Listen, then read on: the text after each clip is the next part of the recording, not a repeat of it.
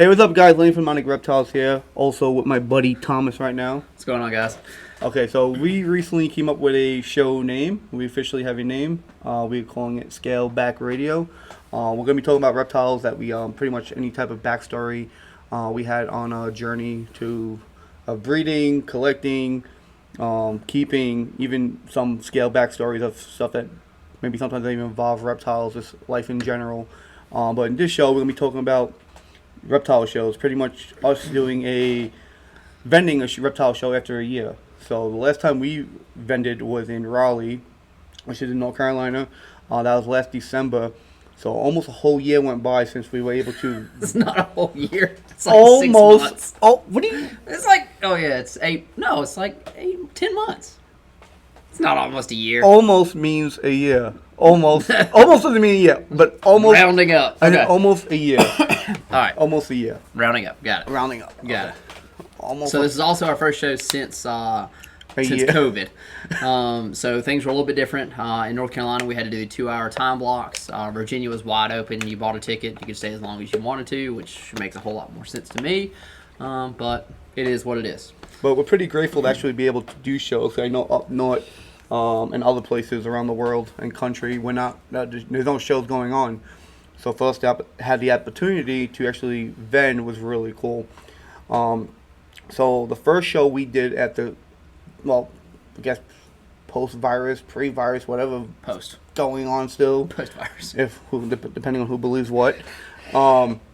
We were able to do Manassas, Virginia, which from us was a 5.5 hour. 5 hour terrible drive. 5 hour drive. One way. So, amazing show. It was show. A really good show. A lot of fun. So we woke up. I woke up 2:30 in the morning. You woke up probably 3. Yeah, about that. I headed to you. We packed the car. You got to my house later than what you were supposed to? Yeah, by 5 minutes. Yeah, 30 minutes. About a year. Okay. I GPS'd it wrong. Yeah, he said the show was 3.5 hours, and the other Virginia show that we'll get into was only 2.5 hours, and they were both wrong.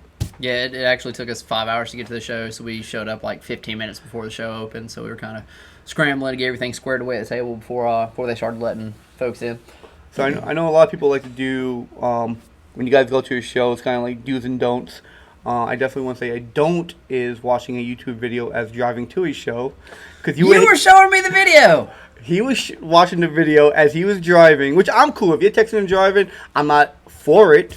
But if you know what you're doing, it's your car, I'm not getting into it. He saw I was driving. He's like, hey, check out this video. So we almost died. Okay, and, so I take the blame for that. Okay, so pretty much leading up to this show, we were a little nervous about wasting our time and bringing our animals to a 5 hour away show and just either stressing them out. Because when you bring the animals to a show, you always have the chance of stressing animals out. And then us being stressed out about going to a show and if it's going to be bad or just dead. Cause we've done shows where, not going to name anything but Greensboro, where it's just a horrible show. And we were a little bit nervous about bringing our animals and driving there and having a bad show. But luckily, it was actually a really fun show. It was really cool. But when we were driving there, we were watching a YouTube video of a girl, I want to say CD Exotics or CV Exotics, some chick. I actually Instagrammed her because I seen her on Instagram and actually told her what almost happened. Great. I told her we almost died because I was watching her video. So he was watching a video, and the reason why we were watching this video because she was at, I didn't want to say Pennsylvania or Maine, one of those shows, and they were doing waivers outside. We had to sign waivers if you're a customer going into the show. And it was pretty much, again, I think a time block as well. So, yeah, it was a Repticon show. Yeah, it was a Repticon show, so it was a time block as well. And, she was talking how it was so dead. And, it was just something that we were like, oh, crap, hopefully this is not our case. But thankfully, Virginia was wide open as long as you wore a mask. And it was a great show. We did great. It's the first show for about a year. We did great. You made a lot of money. Yeah. I made more. Yeah, but it was for the good. first time ever. But it was really fun. We got rid of a lot of animals. And you also picked up an animal by trading an animal. Yeah, I had an animal that didn't really work into my projects. Traded it for a podhead ghost. So No. You traded something Oh. else. I traded a super chill blue tongue skink that was awesome for a caiman lizard that's a pain in the ass. That skink had a first name, didn't it? So he traded this blue tongue skink that was absolutely a showstopper of an animal and pretty much brought a lot of people to our table because we left it out and it was really cool to play with. And once we traded that, well, he traded it for a caiman lizard. We didn't have a crowd of people around our table Yeah, anymore. no, everybody wanted to see the blue tongue skink. Yeah. So that was Manassas. Really cool show. Small, maybe about. Yeah, small venue, but it was busy, and the people that came in were there to buy. There was some good quality animals. Outback Reptiles was there. RVA Reptiles. Both of them were there. They had some really super high quality animals. And like I said, the folks that were there to buy snakes were there to buy. Yeah, it was really fun, especially us not doing a show for over a year and kind of getting a little worried. Not over a year, almost a year. A few months. I'm going to teach him what almost means after the show. This guy. So it was a lot of fun. We were a little nervous, pretty much not knowing if we were going to be able to do any shows. So for us to be able to go out there and sell some animals was really fun. And you were saying that how you traded something else at the show. Yeah, I had a yellow belly spinner blast asphalt, and I ended up trading it for a pied head ghost, which I'm really big into the ghost stuff. I think it's kind of coming back around, so I'm trying to build my recessive female collection up. So a week later, we had another show after doing the Manassas, was North Carolina, the Charlotte show. Yep. A Repticon show. So it was a lot closer this time. Yeah. Probably like 45 minutes. A lot closer. But I think it was pretty miserable. I wouldn't say miserable. It was, they only let in like 150 people, something like that. The venue, they had a cap on how many people could come in. That included the staff and the vendors. So it didn't allow for a whole lot of people coming in to buy stuff. So that kind of sucked. It was the 2-hour time blocks, and when you go to a show, I mean, you kind of want to walk around, look at everything, and get a feel for the prices. See if there's multiple of the animal that you're trying to find, like a specific gene, stuff like that. So I mean, there were people just kind of running around like chickens with their heads cut off, trying to see everything in the 2-hour time block. And then Repticon would make an announcement, "Hey, you got 5 minutes," and then there was that kind of end of a show rush every 2 hours, people trying to come in and buy stuff.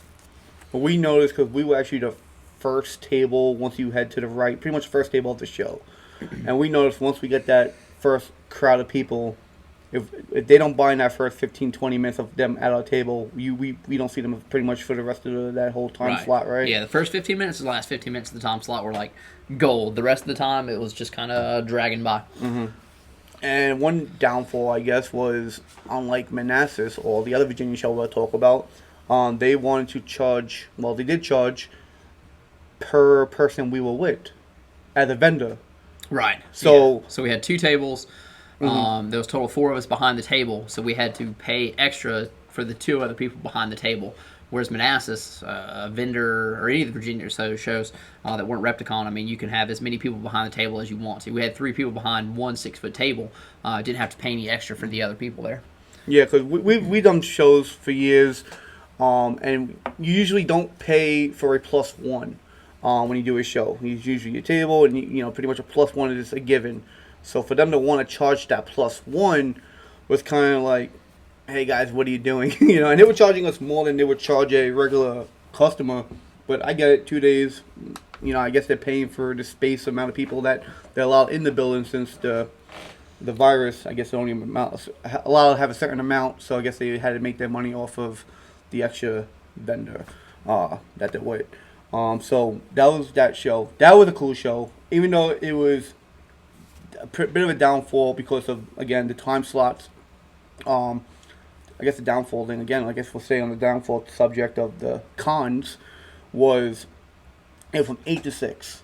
Yeah, so Saturday was definitely a long day. Sunday, they said we could be there until 6 o'clock again if the last time block sold out, which would have been another incredibly long day. Repticon kind of, the first 2 emails they sent out, they gave the wrong times for the vendors, so the second day, I show up an hour late because I read the emails and said I was supposed to be there. The email on their website. Yeah. And the email that they actually send him, He got there at 9 o'clock. I got there at 8. Only because I was talking to other vendors that earlier that the day before, so I was a little, early. But I'm usually never early. No, usually Lenny's late, so that's where he rolls. Yeah, that's usually the way it goes. So that was a little bit of a downfall. There was a decent amount of people there. There was a lot of nice animals. The animals there were nicer. I mean, they were almost as good as the animals that you would see in Daytona. Yeah. A lot of high quality animals. The show was good for us. I mean, we're kind of middle ground as far as the cost of our animals. So we did well. Some of the higher end animals didn't sell well. Lenny picked up one of his dream snakes there. He kind of screwed me, but then made up for it a little bit later. So if you want to tell him what you picked up. So I picked up a scaleless ball python. It's a female. And guys, if you guys know me, you guys know that's my dream snake. I still get some crap for having it as a screensaver on my phone. Yep. But it's a dream snake, really happy. So let's tell them what you got after I screwed you. So I'm talking to Adam. What's Adam's last name? We're not going to give his last name out. No? Okay. No. We're talking to Adam, invisible last name. And he's got the scaleless head stuff. I was talking to him about a female scaleless head. He's like, I've got a visual scaleless over here. Start talking to him about that and asked him about the price. We're not going to tell you how much we paid for them. We got them for a good deal. And as I'm talking to Adam, kind of negotiating with him, Lenny comes in, kind of snipes me out of the deal. So I was like, all right, Lenny wants this snake more than I do.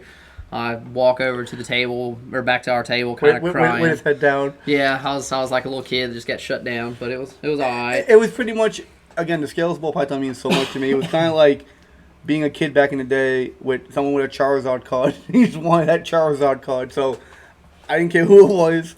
I did feel like an idiot. I went back to the table after with the snake. He came back to the table smiling ear to ear as he holds this snake. And as he walked away, because he was probably really upset and not happy, Andrea pretty much chewed my ass out, told me how I was such a horrible friend. And then when I explained the story back to her, I realized I was a horrible friend. He came to the conclusion that he's a piece of shit.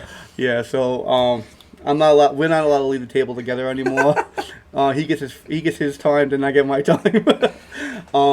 But then I made it up to you. Yeah, you worked out a deal. I gave you many kisses. Yeah, hugs and kisses. You worked out a deal to where I got a male scaleless. So I made it up by making you spend more money. Yeah, but it's all good. So are you happy with the scaleless? I am. It's an interesting snake. I didn't think I'd ever buy one. I've been trying to produce one. Because we spoke about scaleless ball pythons, how if you would ever get one or produce one, what would you do with it? I would sell it. So for him to buy one, yeah. I didn't think he wanted it. Yeah, as I'm talking to this guy about buying the snake, I don't want it. Again, all I heard was Charizard card, get the card. Yeah. So I bought the snake. I mean, it's a cool snake. I never thought I would buy one. Like I said, I've been trying to produce one last year. I should hopefully produce one this year if everything goes right. But I mean, it's a cool snake. It's definitely an attention grabber. Very, very cool snake, and hopefully it'll get up to size, and I can throw it in my projects. So we had these snakes for about 3 weeks, 2 weeks, Probably 3 weeks. Yeah. 3 weeks, and yours shedded how many times? 13 times. So if you guys are not familiar with scaleless ball pythons, they're not like corn snakes that are scaleless. They had no scoots on the bottom, so they shed more often, meaning Scoots? bottom scales. I don't think they're called scoots. Yeah. Scoots? Or scoots? Scoots. Scoots? Scoots. Like you scoot? Maybe. Okay. Again, guys, we'll bring it up and figure out what it's actually called. So I think that they just get a little bit more damage a little bit often, even though you don't see the visual damage of the snake. I think that leads him to shedding quite often. And you have yours on... I've got it on newspaper. Newspaper. I have... Oh, newspaper? Yeah. I have mine on paper towel. So mine hasn't shed yet. Mine has ate. Yours ate twice? Yep. Yeah. So what are you feeding yours? I feed it live right now. I'm trying to get it switched over to pre-killed. Tried that the last 2 times. Didn't want to do it. So I just kind of watch it like a hawk. It's the scariest 5 minutes of my life, watching this mouse dance around my super expensive snake that's got no scales. So I also feed mine live as well, and when I first offered it a live mouse, I left it in there, and I left the container open, and I kind of think I really freaked them out. Not the mouse, but the snake. having a container open and having a mouse in there running around as well. And pretty much the second time, I pretty much just left the mouse in there and closed it, did the cleaning and everything, did everything I had to do around the room, came back, and he ate it.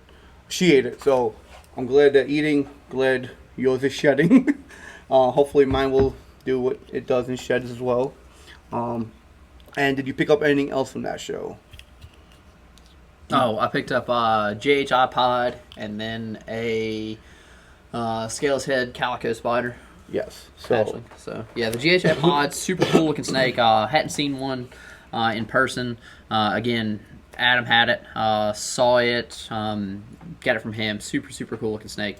I'm a big fan of GHI stuff. It's hit or miss at the shows. Some people like the GHI Mojave stuff. Even though you had a bunch of them and nobody was interested. Yeah. I finally sold both of them in Charlotte, but yeah, it took forever. Another thing that hasn't sold well for me is I've got a couple bells, Mojave Lessers, the Superform, and nobody really seems to be interested in them. In the last couple of years, they've been a gold mine. They've sold really well. Don't sit on the table for very long, and I've taken them to 3 shows and haven't sold one yet. And this is the reason why we bring it up, because we really want to use the name of the show, Scale Back, as really scaling back and explaining things that we see as the market and things change. And we always know people love bells. So some people just produce bells primarily just to make money. And, you didn't do that to make money. Of course, you're trying to sell the animal, but it was combos that made a bell, so you're trying to sell the bell, because you don't need the bell. Correct. And for it not to sell, kind of like, things, animals that you think that would just fly off the shelf, fly off the counter, kind of sit on there for show after show. And it's odd because certain areas, I guess the demographic, you can sell, like Charlotte maybe more into albinos, where Virginia's more into pied, stuff like that. It's just where you're at and kind of what the folks are into. Which was true, because you did great with the bamboo sales in Virginia. Yep. People jumped all over that. People actually were looking for spider ball pythons. I know a lot of people frown upon and don't like them now in some shows, but people in Virginia, they were looking for anything and everything. They were looking to buy. Charlotte, I guess people were a little bit more, more directed to one type of snake or project or gene, and that's what they did. And did you also picked up a champagne female? Oh, I did. I picked up a super pastel champagne. Yeah. I wasn't a fan of champagne until recently. It washes out a lot of patterns of Morse, which kind of doesn't go well. Obviously, it's incompatible. There's no super champagne. It's a fatal gene. Same thing with champagne spider. You agree it? It's lethal. A fatal gene. Yeah, it's lethal. So. But champagne, it's cool once you mix it with certain things. So hopefully I can work her into a couple projects as well. Yeah, as long as you can bring Enchi or Blackhead or Leopard, kind of like get the pattern and colors more defined, it works really well. So that was the Charlotte show. Again, 2 days. Again, we'll go back. Manassas was 1 day. It was only a Saturday, which was nice. And the shows in Virginia, they're 1 day shows, so they're Saturdays, and they're from like 9 to 3, which is awesome because you have time to get up there, get everything set up, and then you have time to break down. And with us driving so far, it was nice to be able to get home before too late. Yeah. For the most part, even though Manassas was 5 hours away. Plus, it was nice knowing that we didn't have to do it again. Right. And it was nice that we had the next day off, because we work Monday to Friday, so it was nice knowing that we weren't just running back to working the next day. The Charlotte show was a 2-day show. Both days, 8 to 6, was, in my opinion, the longest shows that I've done in my life. And not looking forward to doing that again, hopefully. Yeah, so then after that, we had another show the next week, which was Richmond, Virginia. But again, was 4 hour shift. It was about 4 hours for you. It was about 3.5 for me. Yeah, so a 4 hour drive for me, 3.5 for him. Small show again. Yeah, small venue. It was actually at the racetrack. Yeah. In Richmond, which was kind of cool. It was cool. And the crazy thing about that show was they were limiting the amount of people in because it was a small venue, and there was a line out the door until about 2 o'clock. Yeah, that line never stopped. Yeah, I mean, the crowd never stopped. We when we did the Charlotte show, we sat down most of the show besides the first 15 minutes of a time block and the last 15 minutes of a time block. But that show, we stood up the whole show. Yeah, it was a good, busy show. Lots of folks walking around, and the people that put on the Manassas and Richmond shows, they did a good job promoting it, I believe, because the turnout. I mean, to me, it was better than what Repticon does. I don't know what kind of promotions Repticon does besides like the lawn signs, and that's about it. But it was good. Yeah, I know. I contacted. Oh, I know the Richmond Reptile Show posted. Thank you for everyone coming out, vendors, buyers, customers, all that.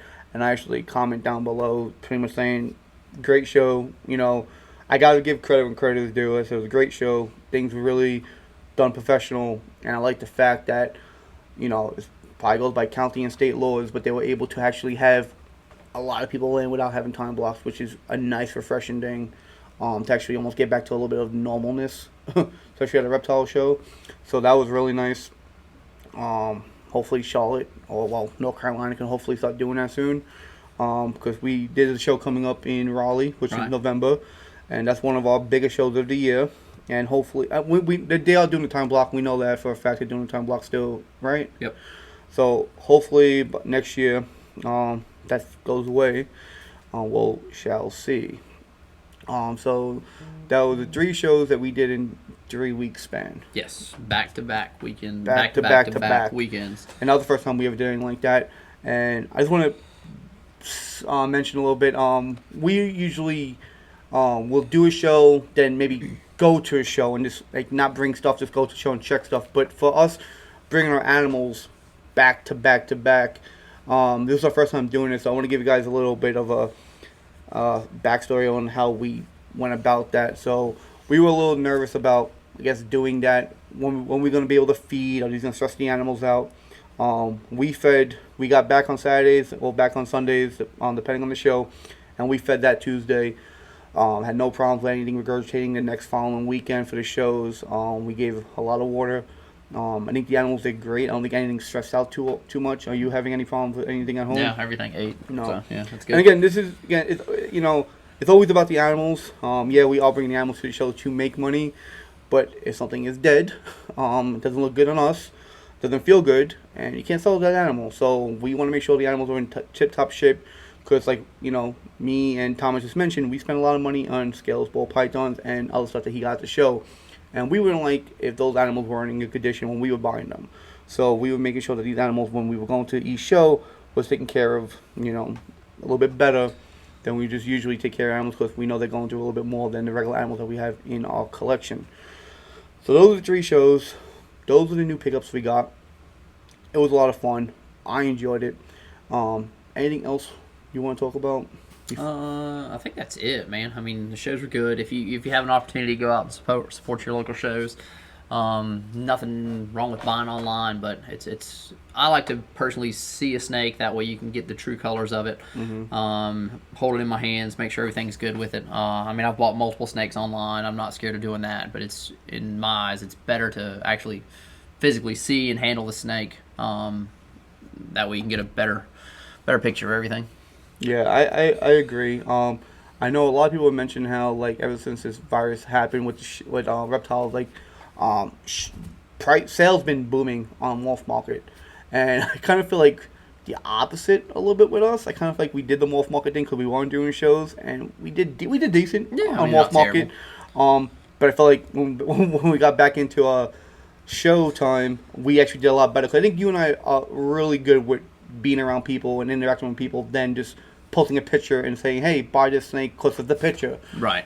So pretty much I think we just do better around people. And I think people like being around us and enjoy, the honesty, They like being around me. They tolerate you. That's what it is. What it is. Yeah. Yeah. I make up things. They believe in. They buy. But again, it was great to be back. If you guys are doing shows, let us know what shows you guys are doing. Guys, we'll see you guys next time. As always, bye.